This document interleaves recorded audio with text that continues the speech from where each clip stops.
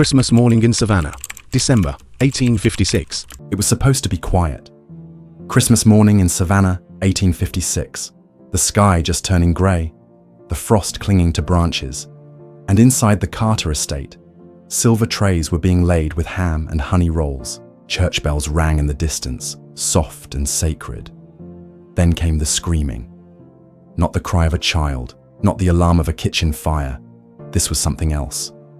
A voice ripped wide open, a scream full of agony, disbelief, and the sound of burning. It came from the courtyard. The master was on fire, not just burning, melting. Thick, bubbling tar clung to his flesh, blistering every inch it touched. His robe ignited, then his hair, then his skin peeled like parchment in the wind. He rolled, thrashed, clawed at his face, but the tar held him like a second skin, sticky, searing, inescapable. By the time the servants reached him, it was too late to help. He was crawling, moaning, flesh blackened, eyes boiling, mouth open in a soundless cry. The smell, God, the smell, was something no one ever forgot. Not smoke from a hearth, not wood or wool. Flesh burned. You could almost hear it. The hiss of skin splitting under heat, the bubbles popping across his back, the stench of death blooming in the December air. And above him, she stood, Rachel, barefoot, still, holding the empty bucket that once held the tar. Her nightgown moved gently in the breeze, untouched by the firestorm below. Her face didn't tremble, her hands didn't shake. She looked down on him like stone. She didn't scream. She didn't speak. She watched. The fire cast shadows across her cheeks, as if the flames themselves bowed toward her. The wind shifted. Ash rose into the sky like snow, and somewhere in the city, as her master writhed and begged, the bells kept ringing, calling the faithful to kneel, calling for joy, calling for peace. But there was no peace here, only justice. Servants froze. One dropped a tray. A maid fainted. No one moved to help him. They couldn't, or maybe they wouldn't, because everyone knew something. Everyone saw something once, but no one had ever said it. Only Rachel. And she didn't need words. She had fire. Imagine being there, standing on the edge of that courtyard, your breath caught in your chest, watching a woman you'd known for years, always quiet, always obedient, pour boiling tar over the man who owned her, then look down on him like he was nothing. What? Would you feel fear or something else? Something like satisfaction because Rachel hadn't snapped. She had chosen, and she had waited, and she hadn't run. She stood there until the screaming stopped, until the last breath crawled from his throat, until the fire went out. What could drive a woman like Rachel, voiceless, beaten, branded, to commit such a brutal act on the holiest morning of the year? The answer wasn't in the fire. It was in everything that came before it, and what came after would silence Savannah forever. The Carter estate looked like a painting. White columns kissed by sunlight. A cobblestone driveway swept in a perfect arc. Spanish moss dangled like lace from towering oaks. On Christmas morning, the house smelled of orange peels, honeyed ham, and pine needles. The drawing room glowed with candlelight. A polished harp sat in the corner. Guests were expected by noon, but just a few steps behind the house, beyond the garden wall and past the smokehouse, Savannah changed. The slave quarters didn't smell like citrus and pine. They smelled like damp wood, unwashed bodies, and mold. Tin roofs, patched with rusted iron sheets, sagged under the weight of morning frost. Inside, families huddled around embers in makeshift fire pits. Rats skittered through floorboards. Children coughed in their sleep. Rachel lived in the farthest cabin, a lopsided structure with a rotting door and no glass in the windows. Her bed was a straw mat, her pillow, a folded rag. Beside her, a metal basin still held yesterday's dishwater, blackened and cold. On Christmas morning, the Carter children tore ribbons from imported toys. Rachel poured water over the ash in the hearth and tied her hair with a strip of cloth. This was Savannah. Two worlds, one city, one ruled by wealth, the other by silence. Imagine waking every day and seeing your master sip imported tea from a gold-rimmed cup, while your sister picks maggots from her wounds in the dark. Imagine polishing silver until your fingers bleed, then serving a man who once dragged your brother into the cane fields and came back alone. This was Rachel's life. She was the kitchen girl, not high enough to be trusted, not low enough to be invisible. She was always there, behind the table, beside the fire, outside the parlor, carrying plates, cleaning stains, overhearing things not meant for her ears. And she remembered all of it.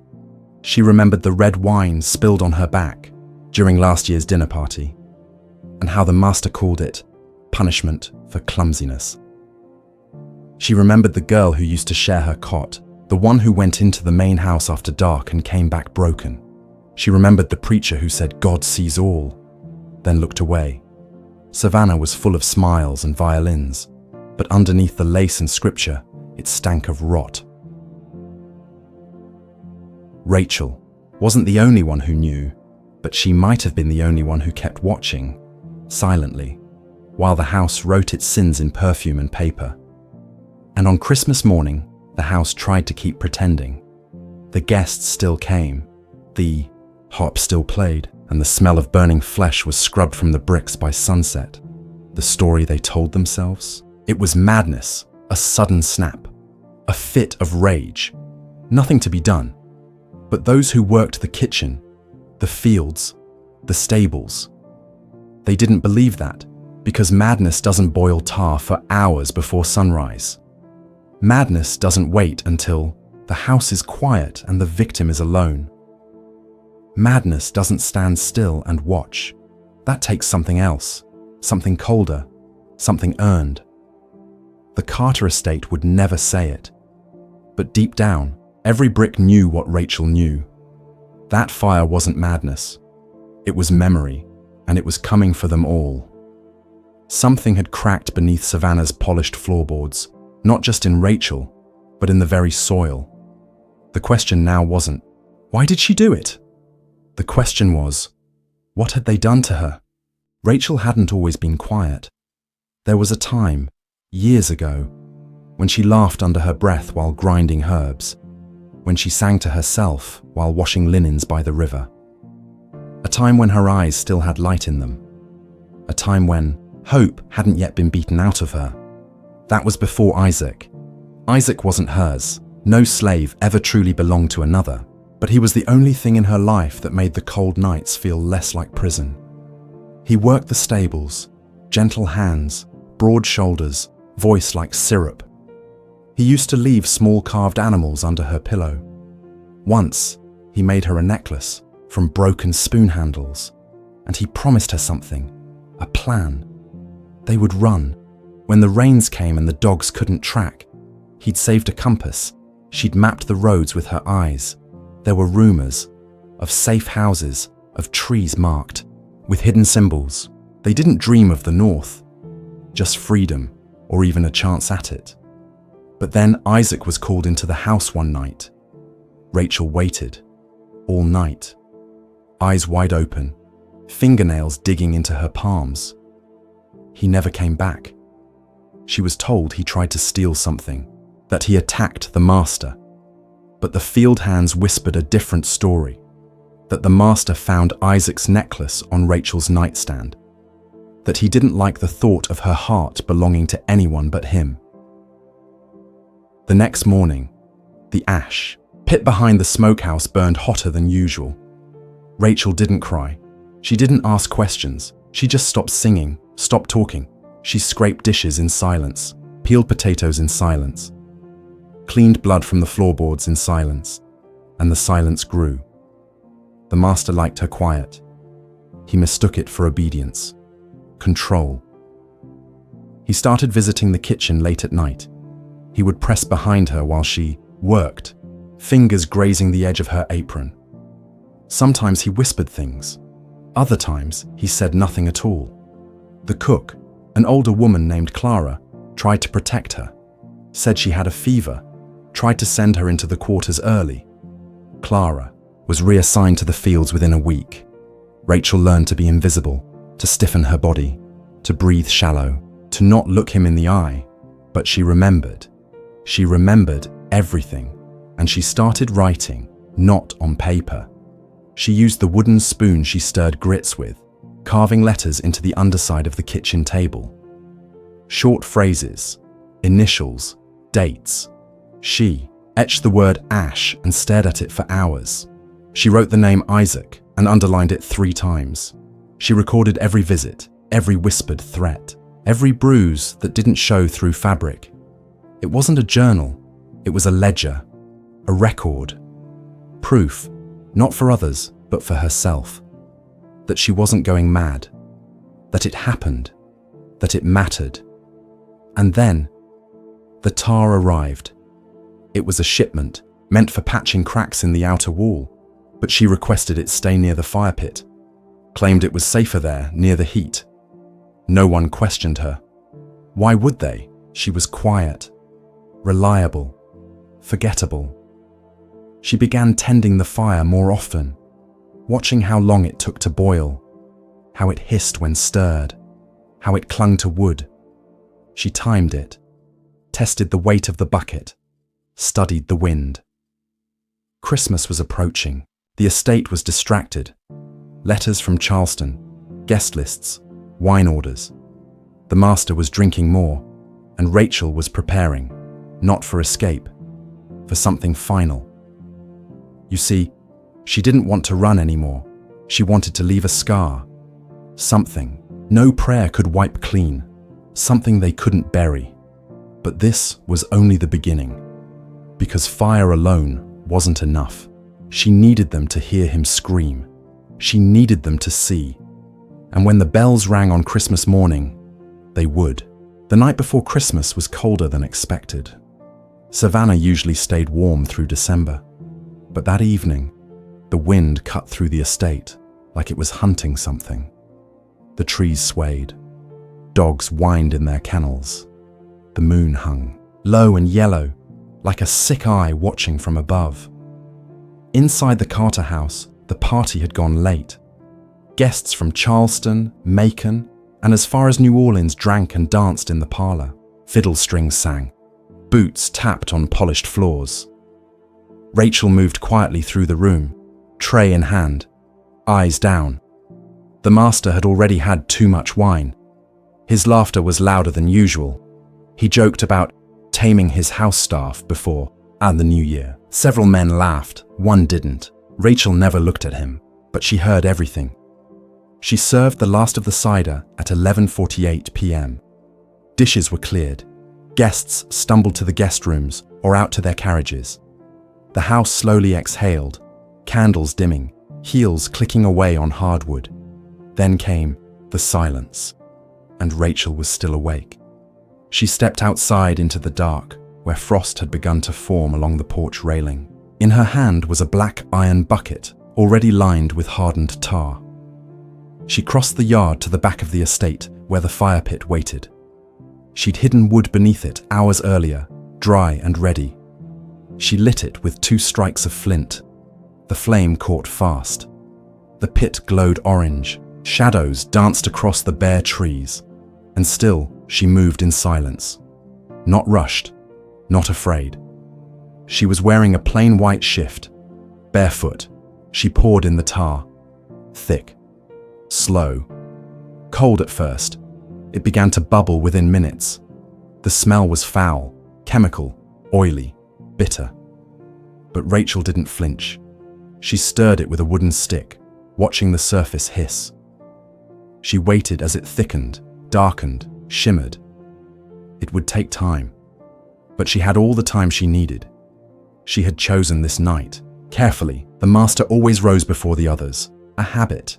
He liked to walk the courtyard in his robe and slippers, greet the sunrise with a cigar and a muttered verse from whatever scripture suited his pride that week. She knew he'd be alone. She knew he'd be vulnerable. She had watched for months, mapped every step, measured every moment, The tar began to roll in thick waves.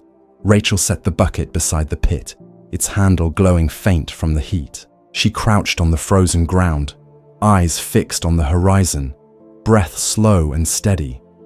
Behind her, the house creaked with dreams and drunken sleep. Ahead of her, the sky began to change, grey rising behind the trees, the first hint of morning, gold touching the top of the steeple down the road. Time. She lifted the bucket. It was heavier than she remembered, but she didn't stop. She moved through the dark like a ghost, past the empty garden, past the chapel ruin, up the stone steps toward the main house. She waited behind the hedge. At 6:02 a.m., the door opened. He stepped outside, still in his robe, still half asleep, holding a cigar in one hand, newspaper in the other. He didn't even notice her at first. He muttered something to himself, looked up at the clouds, took one step toward the edge of the steps. She stepped forward. He turned and smiled. "Girl," he said, "you're up early." She didn't respond, and in one motion, swift, deliberate, she swung the bucket high and poured. The tar hit him like a curse, first across the chest, then the throat, then his face. He screamed. The cigar dropped. The paper flared as it caught. Flames met tar, and the master of the Carter estate lit up like a lantern. The scream turned into something inhuman, something raw and wet and endless. He stumbled backward, flailing, falling down the steps. Flames clung to him like memory, and Rachel, she stood still. She didn't speak. She didn't run. She watched. Imagine it. The sky painted in pale gold, the bells beginning to ring, and a man who once claimed to own her now writhing on the bricks, begging a god he never served to save him from the fire. What would you feel? Shock? Relief? Would you have stopped her or stood beside her? The scream wouldn't last, but the silence that followed would live forever. And Rachel hadn't just delivered punishment. She had made them witness. It only took 7 minutes. 7 minutes for the body of Master Silas Carter to go from man to memory. The flames didn't rise all at once. They moved like a storm. The tar ignited in patches, crawling across his robe in thick black rivers, clinging to skin, hair, and bone. The hem of his dressing gown curled up like paper. His slippers burned off in seconds, and his hands, the same hands that signed ledgers, that gripped Rachel's throat in the pantry, that struck his own children in drunken fits, were now nothing but flame. He screamed. Oh, how he screamed, high-pitched, gurgling, animal, the kind of scream that comes not just from pain, but from disbelief, as if fire had no right to touch him. His legs kicked out wildly, rolling him across the stone, steps down into the grass. Bits of robe and skin sizzled on the brick. He pawed at his own face, and what came away on his fingers wasn't skin anymore. It peeled, it stuck, it dripped. Rachel stood over him, barefoot, still. Her white shift glowed orange from the firelight, her expression calm. She didn't look away. She didn't speak. The bucket, now empty, rested on the ground beside her like a symbol. The house was waking up. Windows creaked open. A maid screamed from the upstairs balcony. The butler stumbled onto the porch, frozen in place. 2 stable boys ran to the scene, stopped short, and didn't move again. No one put the fire out. They just watched. One of the Carter sons, Thomas, just 13, stood behind a curtain and whispered, "He's still screaming." But only Rachel heard him say it, because the master's voice, once so loud and commanding, was now cracking under the weight of its own body shutting down.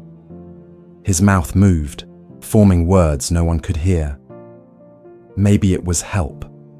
Maybe it was mercy. Or maybe, in his final seconds, he remembered the night Isaac disappeared and knew exactly why this was happening. He tried to crawl. He didn't make it far.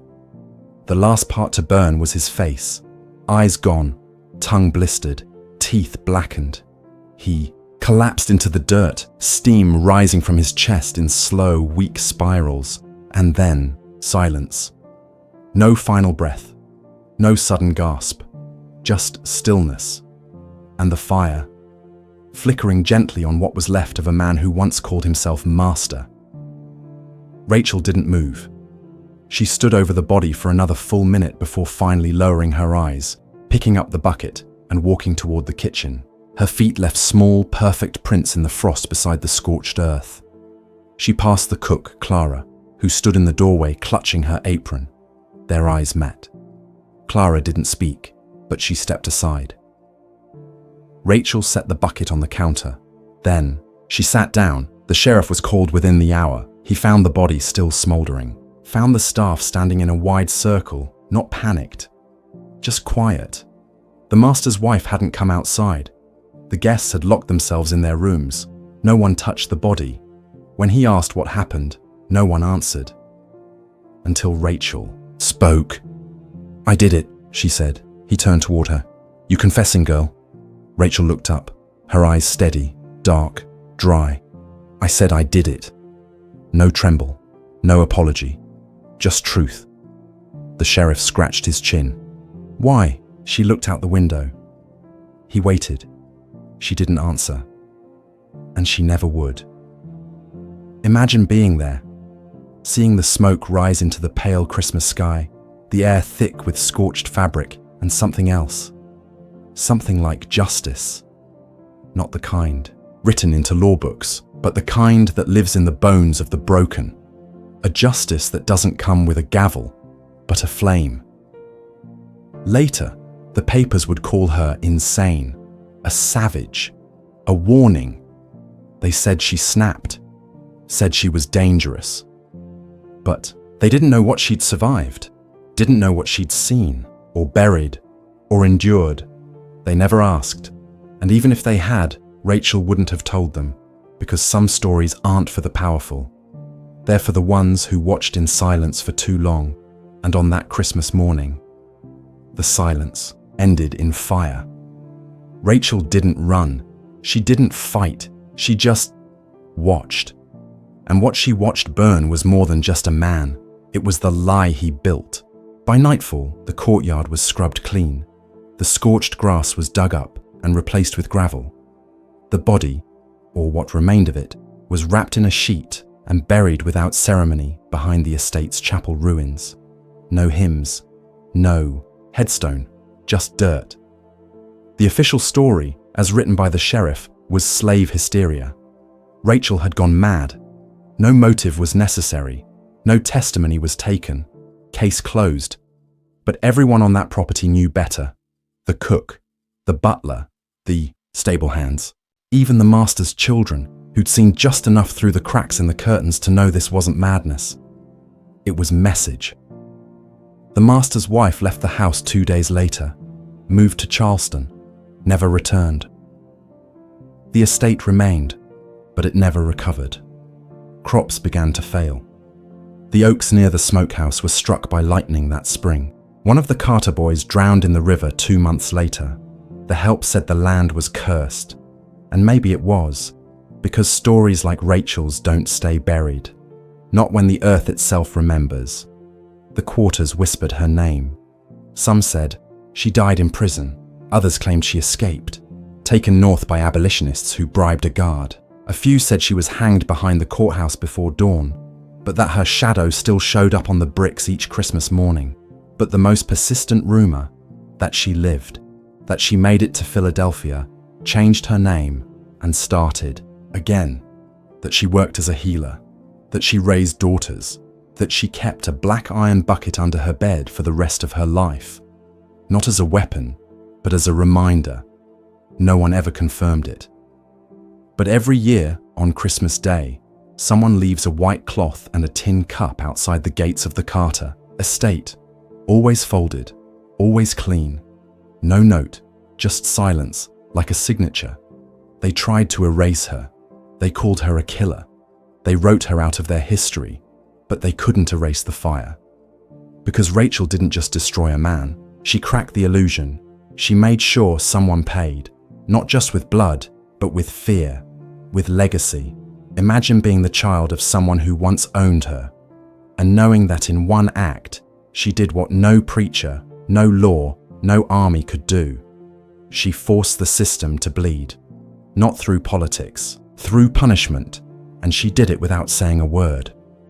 That's the part they don't teach, that some rebellions are silent, some justice comes in smoke, and some names, even in whispers, still make powerful men tremble. Rachel was never just a kitchen girl. She was a storm in waiting, a reckoning in white. And when she moved, she didn't scream. She poured. She watched. She remembered. And because of her, so do we. Stories like this must never be forgotten. Not because they're comfortable, but because they're true. And truth, when buried long enough, doesn't die.